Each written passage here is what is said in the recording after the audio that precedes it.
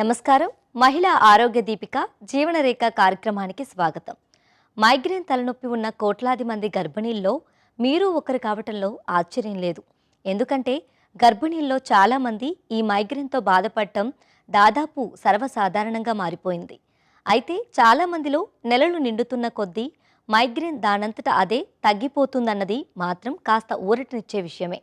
ఈలోగా తట్టుకోవటం ఎలా, ముందు జాగ్రత్తల వల్ల ఫలితం ఉంటుందా అనే విషయాల గురించి ఈనాటి మహిళా ఆరోగ్య దీపిక జీవనరేఖలో తెలుసుకుందాం.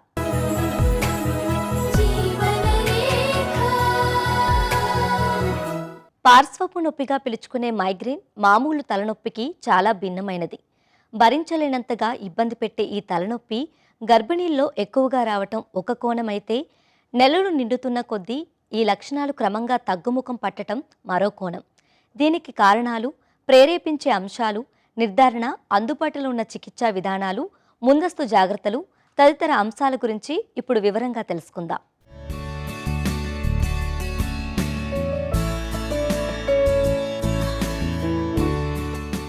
మైగ్రేన్ సమస్య తీవ్రమైనదే అయినా దానికి నిర్దిష్టమైన కారణాలంటూ తేలకపోవటం విచిత్రం. అయితే మైగ్రేన్ వచ్చిన సమయంలో నాడుల మార్గంలో మార్పులు, నాడీ రసాయనాల్లో మెదడులో రక్త ప్రవాహంలో మార్పులు రావటం మాత్రం గుర్తించారు. అతి ఉద్వేగానికి లోనైన మెదడు కణాలు నొప్పిని ప్రేరేపిస్తాయని పరిశోధనలు తేల్చాయి. మైగ్రేన్ తలనొప్పిలో ఈస్ట్రోజన్ హార్మోన్ కీలక పాత్ర పోషిస్తున్నట్టు కూడా గుర్తించారు. అందుకే గర్భధారణ, ఋతుచక్రం, మెనోపాజ్ వంటివి మైగ్రేన్ తలనొప్పితో ముడిపడి ఉన్నాయి. అయితే గర్భధారణ సమయంలో హార్మోన్లో వచ్చే మార్పులు మాత్రమే గర్భిణీల్లో మైగ్రేన్ను ప్రేరేపిస్తున్నట్టు చెప్పటానికి వీల్లేదు. చాలా మందిలో ఇది అనేక లక్షణాల ఉమ్మడి ఫలితంగా కనబడుతుంది. ఒత్తిడి, భోజనం మానేయటం, నిద్రలేమి లాంటివన్నీ కలిసి మైగ్రేన్కి దారితీయవచ్చు. కొంతమందిలో మైగ్రేన్ కొన్ని గంటల పాటు ఉండవచ్చు. మరికొన్ని సందర్భాల్లో ఎలాంటి చికిత్స చేయకపోతే 2 రోజులు కూడా ఉండవచ్చు. ఎప్పుడు వస్తాయో, ఎవరిలో వస్తాయో కూడా చెప్పటం కష్టం. సో ఈ మైగ్రేన్ ప్రెగ్నెన్సీలో వచ్చిన వాళ్ళలో, అంటే ప్రెగ్నెంట్ మదర్స్లో మైగ్రేన్ అనేది ఎంత ఇంపార్టెంట్ అంటే, ఒకవేళ మైగ్రేన్ కనుక ఉన్నట్టయితే డెఫినెట్గా వాళ్ళు ఏంటి అంటే ప్రెగ్నెన్సీ ప్లాన్ చేసుకునే ముందే వాళ్ళ దగ్గరలో ఉన్న గైనకాలజిస్ట్ని సంప్రదించాల్సి ఉంటుంది. అంటే మైగ్రేన్కి ఎటువంటి ట్యాబ్లెట్లు వాడుతున్నారో అవి ఒక్కసారి మళ్ళీ రిఫర్ చేసుకొని ఏదైతే ప్రెగ్నెన్సీలో బెటర్గా ఉంటుందో, లేదంటే ప్రెగ్నెన్సీలో ఏది తీసుకుంటే సేఫ్గా ఉంటుందో అటువంటి మెడికేషన్స్ మాత్రమే వాడవలసి ఉంటుందన్నమాట. అండ్ మైగ్రేన్ అటాక్ అనేది ఏదైతే ఉంటుందో, అంటే కొన్ని ప్రెసిపిటేటింగ్ ఫ్యాక్టర్స్ అనేవి ఉంటాయన్నమాట. అంటే కొంతమందికి ఐస్ క్రీమ్ తింటే మైగ్రేన్ వచ్చే అవకాశం ఉంటుంది, కొంతమందిలో నిద్ర లేకపోవటం వలన మైగ్రేన్ వచ్చే అవకాశం ఉంటుంది, కొంతమందికి సడన్గా లైట్ అనేది కళ్ళల్లో పడిన వెంటనే మైగ్రేన్ వస్తుంటుంది, కొంతమంది ఎక్కువసేపు ఫోన్ మాట్లాడినా లేదంటే ఎక్కువసేపు టీవీ చూసినా మైగ్రేన్ వచ్చే అవకాశం అనేది ఉంటుందన్నమాట. సో ఇటువంటి ప్రెసిపిటేటింగ్ ఫ్యాక్టర్స్ ఏవైతే ఉంటాయో అవి తప్పనిసరిగా ఏంటి అంటే అవాయిడ్ చేయడానికి ట్రై చేయాలి. ప్రెగ్నెన్సీలో ఈ మైగ్రేన్ అనే అటాక్ అనేది మోర్ కామన్గా ఉండొచ్చు. ఎందుకంటే ప్రెగ్నెన్సీలో ఉండే కొన్ని హార్మోన్స్ వలన నార్మల్గా హెడ్ఏక్ అనేది ప్రెగ్నెంట్ మదర్స్లో ఎక్కువగా చూస్తూ ఉంటాం. దాంతోపాటు గనక మైగ్రేన్ కాంప్లికేటింగ్, అంటే మైగ్రేన్ ఇదివరకే ఉండే ఆడవాళ్ళల్లో ఇంకా ఇది ఎక్కువగా వచ్చే అవకాశం అనేది, అంటే ఈ అటాక్స్ అనేది మోర్ కామన్గా, మోర్ ఫ్రీక్వెంట్గా వచ్చే అవకాశం అనేది ఎక్కువగా ఉంటుందన్నమాట.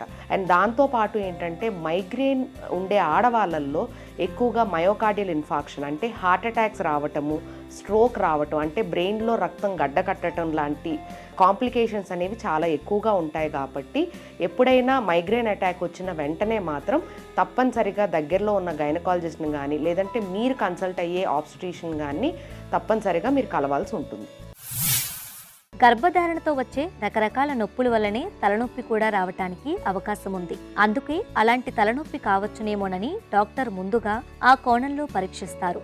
నేరుగా మీరు మెడికల్ షాప్లో కొని వాడుతున్న నొప్పి నివారణ మాత్రల గురించి, కుటుంబంలో ఎవరికైనా మైగ్రేన్ సమస్య ఉంటే ఆ విషయం కూడా తెలియజెప్పాలి. దీనికి చికిత్స కంటే ఆరోగ్యవంతమైన జీవనశైలి చాలా ముఖ్యం.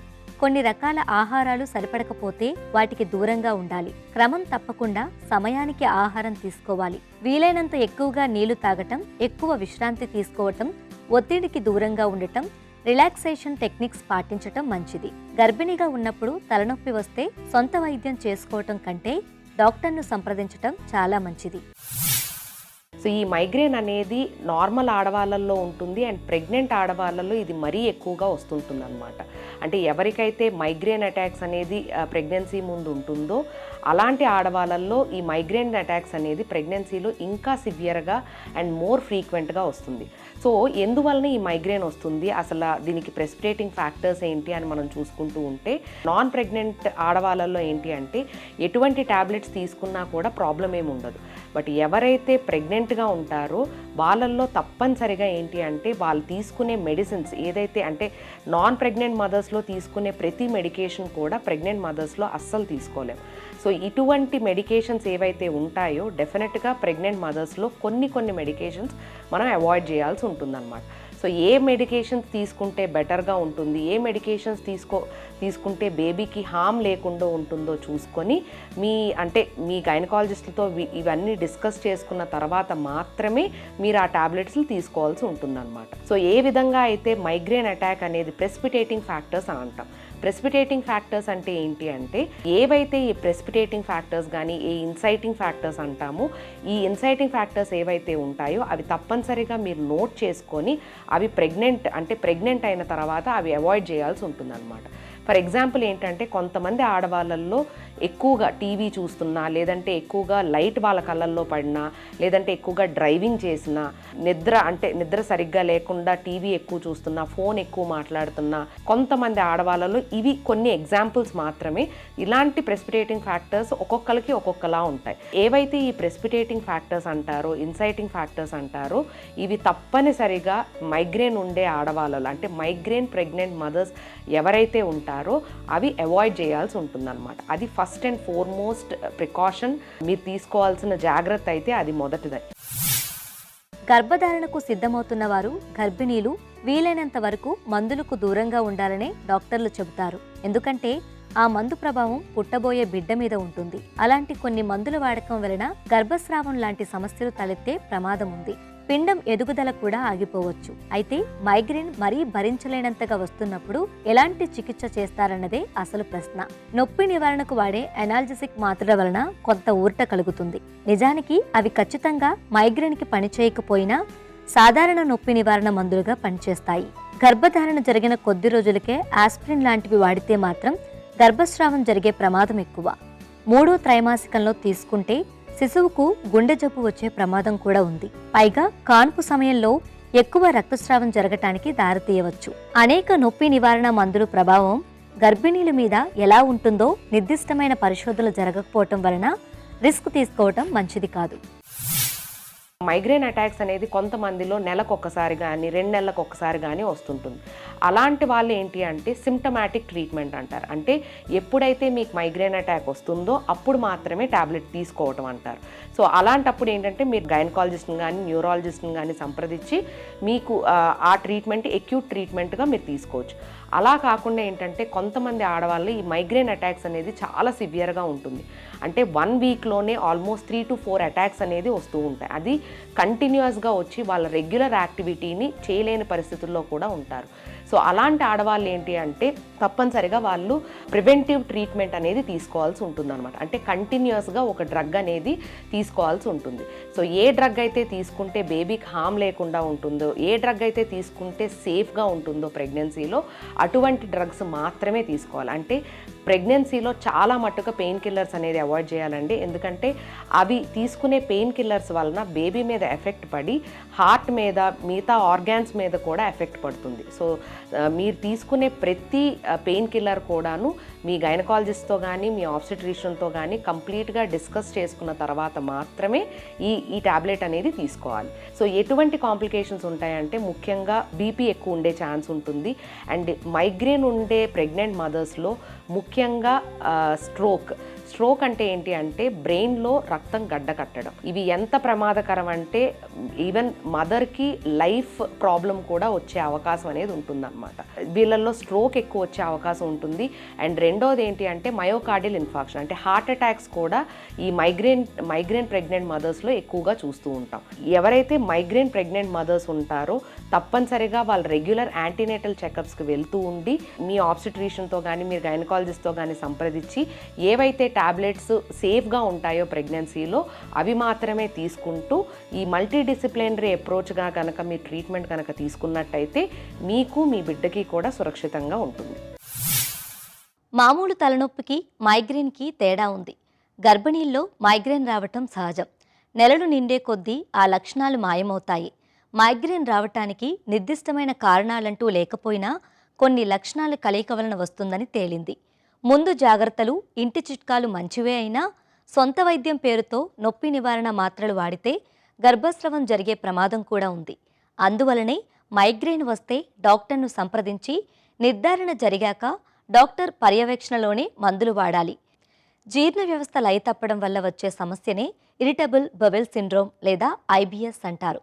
ఈ వ్యాధితో జీర్ణాశయంలో ఒక కంపరం మొదలై జీర్ణక్రియలోనూ విసర్జన క్రియలోనూ ఒక అస్తవ్యస్తత ఏర్పడుతుంది. ఆహార పదార్థాలు ఏం తీసుకున్నా కడుపులో ఉబ్బరంగాను నొప్పిగాను అనిపించి వెంటనే టాయిలెట్కు వెళ్లాల్సిన పరిస్థితి ఏర్పడుతుంది.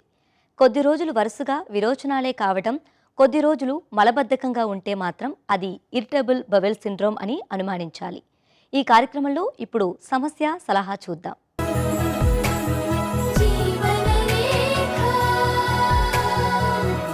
డాక్టర్ గారు, గౌతమి గారు ఇలా అడుగుతున్నారు.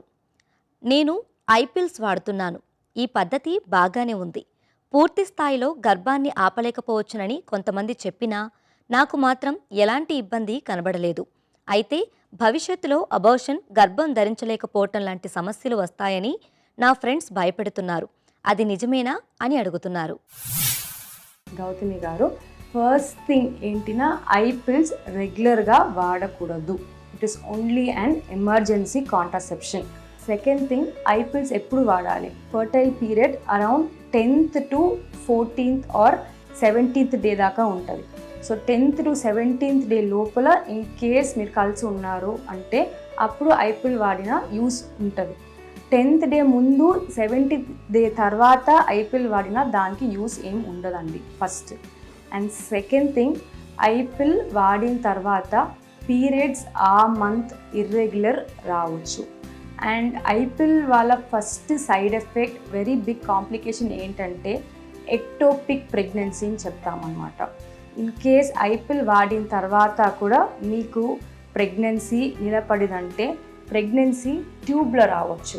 దట్ ఈస్ గర్భసంచులు కాకుండా ట్యూబ్లే ప్రెగ్నెన్సీ నిలబడవచ్చు. That is called tubal pregnancy. Ectopic pregnancy అంటే ఏంటంటే గర్భసంచి కాకుండా వేరెక్కడైనా ప్రెగ్నెన్సీ రావడం. And ectopic pregnancy is an emergency condition. ట్యూబ్లో ప్రెగ్నెన్సీ ఉండిపోయింది అండ్ బేబీ ఇక్కడికి వచ్చి కూర్చోలేదు అంటే so that is called ectopic. And tube burst కావచ్చు, ఎమర్జెన్సీ కండిషన్ కావచ్చు, అండ్ బ్లీడింగ్ ఎక్కువ కావచ్చు. You can lose blood and surgery చేయడానికి చాలా అవకాశాలు ఉంటాయి. And we might lose one tube. So operations చేసి ఒక ట్యూబ్ని తీసేసారన మనకి ప్రెగ్నెన్సీ రావడం ఛాన్సెస్ చాలా తక్కువ అయిపోతుంది. So only one side tube function అవుతుంది. అప్పుడు మనకి 50% ఛాన్సెస్ ఆఫ్ ప్రెగ్నెన్సీ తగ్గిపోతుంది. సో ఐపిల్ వాడడం తప్పు లేదు, బట్ ఎవ్రీ మంత్ వాడడం తప్పు. ఇన్ కేస్ మీకు కాంట్రసెప్షన్ కావాలంటే for long period 6 months 8 months me doctor దగ్గర వెళ్ళి కలిసి కాంట్రసెప్షన్ మెథడ్స్ చాలా ఉంటాయి, అది డిస్కస్ చేసి వేరేమైనా కాంట్రసెప్టివ్ మెథడ్ యూజ్ చేసినా బాగుంటుందండి. డాక్టర్ గారు, సువర్చల గారు ఇలా అడుగుతున్నారు. మా పాప వయసు 23 ఏళ్ళు. తనకి ఒకసారి కడుపులో బాగా నొప్పి వస్తే డాక్టర్ని కలిశాము. పాంక్రియాస్ చెడిపోయిందని డాక్టర్ చెప్పారు. కడుపులో గడ్డ కూడా ఉంటే మందులతో తగ్గించారు. ఇప్పుడు మా పాపకి షుగర్, బీపీ కూడా ఉంది. వీటికి జీవితాంతం మందులు వాడాల్సిందే కదా. తనకి పెళ్లి చేస్తే పిల్లలు పుడతారా? వాళ్లకు సమస్యలు వస్తాయా అని అడుగుతున్నారు. సువర్చల గారు, మీ అమ్మాయికి ఇప్పుడు హైపర్ టెన్షన్ అండ్ డయాబెటీస్ 23 yearsలో ఉందన్నమాట. With hyper tension, diabetes pregnancy రావడానికి ఛాన్సెస్ ఉంటాయి. హైపర్ టెన్షన్ అండ్ డయాబెటీస్ రెండు కంట్రోల్లో ఉందిన ప్రెగ్నెన్సీ రావడానికి ఛాన్సెస్ ఉంటాయి. ఇన్ కేస్ ప్రెగ్నెన్సీలో ప్రాబ్లమ్స్ ఏమేమి రావచ్చు with diabetes and hyper tension. Hyper tension అంటే ఏంటి? బ్లడ్ ప్రెషర్ చాలా ఎక్కువ ఉంటుందన్నమాట. సో ఈ బ్లడ్ ప్రెషర్ ఎక్కువ అందిన ఏమవుతుంది? మదర్ నుంచి బ్లడ్ యూట్రస్కి వస్తుంది, యూట్రస్ నుంచి మాయాకి, మాయా నుంచి బేబీకి. సో బ్లడ్లో న్యూట్రిషన్ అండ్ ఆక్సిజన్ క్యారీ చేస్తుంది అన్నమాట బ్లడ్ టు ది బేబీ.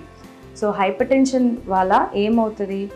ఈ న్యూట్రిషన్ అండ్ ఆక్సిజన్ మాయాకి తక్కువ పోతుంది అండ్ మాయా నుంచి బేబీకి చాలా తక్కువ పోతుంది. ప్రెగ్నెన్సీ మేబీ 8th మంత్లో మనకి డెలివరీ కావడానికి ఛాన్సెస్ ఉంటాయి అండ్ బేబీని ఎన్ఐసీలో పెట్టడానికి ఛాన్సెస్ ఉంటాయి. ప్రెగ్నెన్సీలో బీపీ ఖచ్చితంగా కంట్రోల్గా ఉండాలి. ఇన్ కేస్ షుగర్ ప్రెగ్నెన్సీలో కంట్రోల్గా లేదంటే బేబీ చాలా వెయిట్ పెద్దగా ఉండొచ్చు, 4 kgs 4.5 kgs బేబీ పుట్టొచ్చు, ఆర్ఎల్స్ బేబీ చాలా చిన్నగా కూడా పుట్టొచ్చు. చాలా కంట్రోల్గా షుగర్ పెట్టేసారిన 2.3 2.2 kgs లో బర్త్ వెయిట్ కూడా పుట్టొచ్చు. అండ్ పుట్టిన తర్వాత బేబీకి ఖచ్చితంగా రెస్పిరేటరీ ప్రాబ్లమ్స్ ఉంటాయి ఆర్ బేబీ షుగర్ లెవెల్ తక్కువ ఉంటుంది. సో ఎన్ఐసీలో పెట్టడానికి ఛాన్సెస్ ఎక్కువ ఉంటుంది. అండ్ షుగర్ ఉన్న మదర్స్కి బేబీస్కి ఏమవుతుందంటే హార్ట్ ప్రాబ్లమ్స్ ఉండొచ్చు. ఇన్ కేస్ షుగర్ కంట్రోల్ లేదంటే బేబీకి హార్ట్ ప్రాబ్లమ్స్ రావచ్చు అనమాట. అండ్ అబార్షన్స్ కావడానికి కూడా ఛాన్సెస్ ఉంటాయి. షుగర్ వల్ల థైరాయిడ్ కూడా రావచ్చు. ఇన్ కేస్ 5-6 ఇయర్స్లో వాళ్ళకి డయాబెటీస్ రావచ్చు అండ్ వాళ్ళు లావుగా ఒబీస్గా ఉండొచ్చు. ఇన్ కేస్ అమ్మాయిలు పుట్టారన్నా వాళ్ళకి పీసీఓడి రావడానికి ఛాన్సెస్ ఉంటాయి. మనం కొంచెం కంట్రోల్గా ఉన్నామన్నా ఖచ్చితంగా ఇది ప్రివెంట్ చేయడానికి చాలా ఛాన్సెస్ ఉంటాయండి. ఐబీఎస్కి ప్రత్యేక కారణమంటూ ఇప్పటి వరకు తెలియలేదు. అయితే జీర్ణ వ్యవస్థకు సంబంధించిన పెద్దపేగు ఇన్ఫెక్షన్లకు గురైన వారిలో 6 రెట్లు ఐబీఎస్ వచ్చే అవకాశం ఉంది.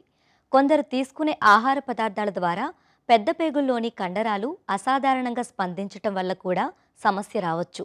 మానసిక ఒత్తిడి, ఆందోళన కూడా ఐబీఎస్ రావడానికి కారణమవుతాయి. ఈ వ్యాధి బారిన పడిన వారిలో కడుపులో పట్టేసినట్లు నొప్పి ఉంటుంది. తరచుగా టాయిలెట్కు వెళ్లాల్సి వస్తుంది.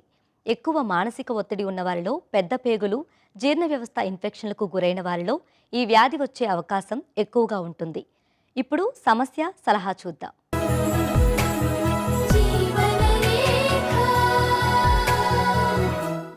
డాక్టర్ గారు, రాజరాజేశ్వరి గారు ఇలా అడుగుతున్నారు. నా వయసు 50 సంవత్సరాలు. నాకు ఋతుక్రమం 2-3 నెలలకోసారి వస్తుంది. ఋతుస్రావం కూడా 2 రోజులే ఉంటుంది. అది కూడా చాలా తక్కువగా అవుతుంది. నేను ఈ మధ్య అల్ట్రాసౌండ్ టెస్ట్ చేయిస్తే నా గర్భసంచిలో 3 సెంటీమీటర్ల లోపున్న 4 ఫైబ్రాయిడ్స్ పెరిగినట్లు రిపోర్ట్లో వచ్చింది.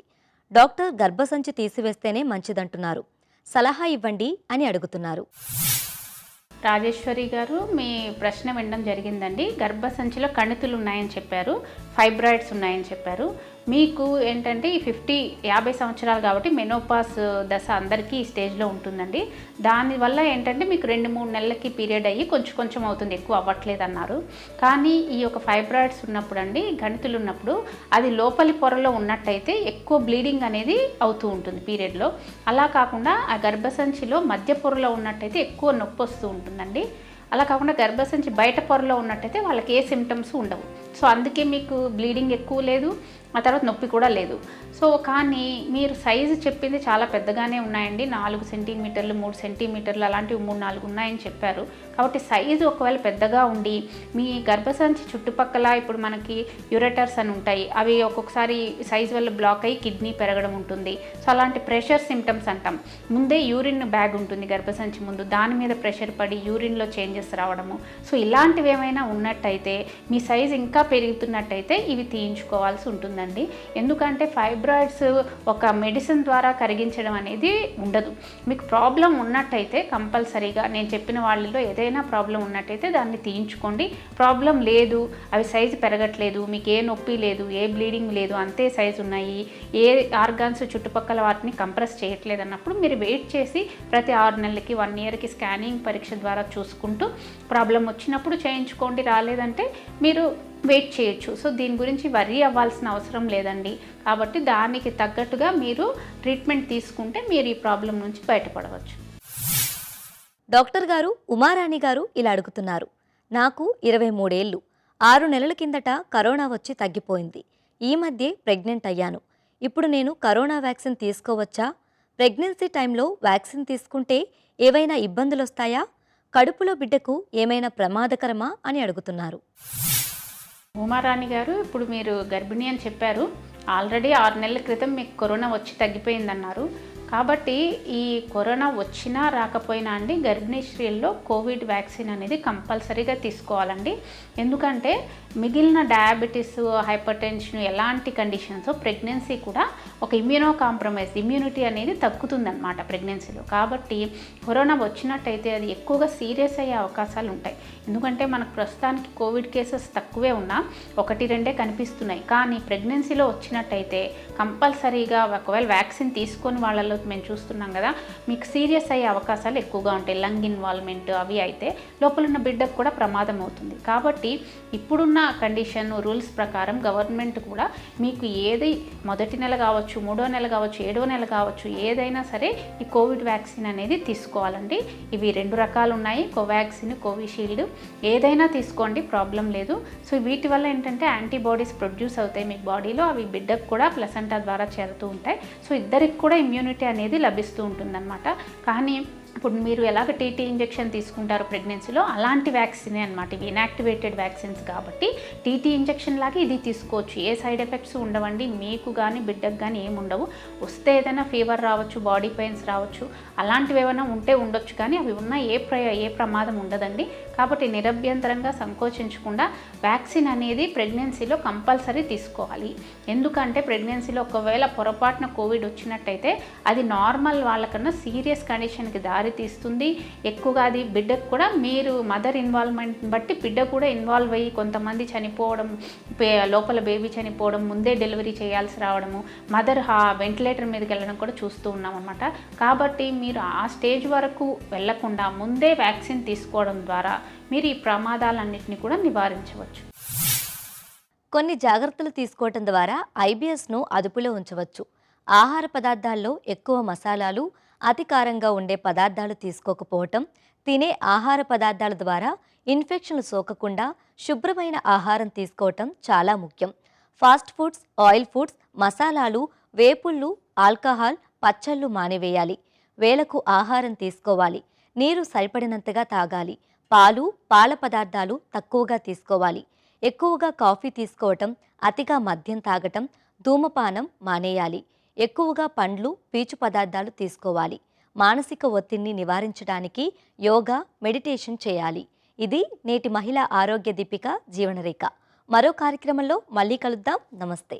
మీ ఆరోగ్య సమస్యలను, సందేహాలను మాకు పంపించవలసిన వాట్సాప్ నంబర్ 8790597766.